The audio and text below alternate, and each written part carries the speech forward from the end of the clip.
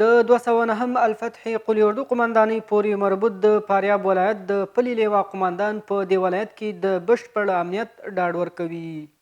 د فاریاب ولایت د پلي لیوا قمندان وایي چې د خپل مسؤلیت لاندې اړوند ټولې سیمې کې امنیتي ځواکونه ګمارلي او د خلکو بشپړ امنیت نیولی. موږ تقریبا 2 نظامي زده کړې ترسره کړي دي چې یوه دوره تقریبا داسې یو 15 ورځو مخکې خلاص وله او اوس هم انشاءالله د 200 نفرو هغه د نظامي زده کړو ترتیبات لرو چې روان دی انشاءالله.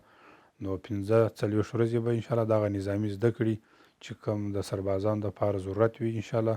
نوموړی وایي د فاریاب ولایت پلي لیوا په بشپړ تجهیزاتو او وسایلو سمباله ده چې اوسمهال په دې ولایت کې 15 کنډکه رسمي او 2 نور خدمتي په بیلابیلو ساحو کې شتون لري.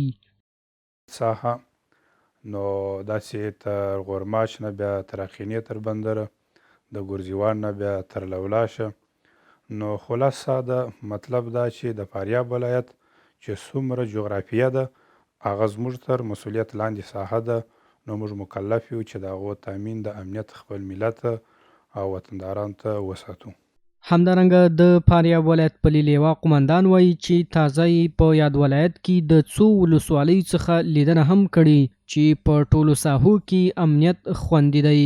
د فاریاب ولایت د پلي لیوا د الفتح قلي اردو قمندانۍ تر څار او مسؤلیت لاندې په دې ولایت کې میشت دي.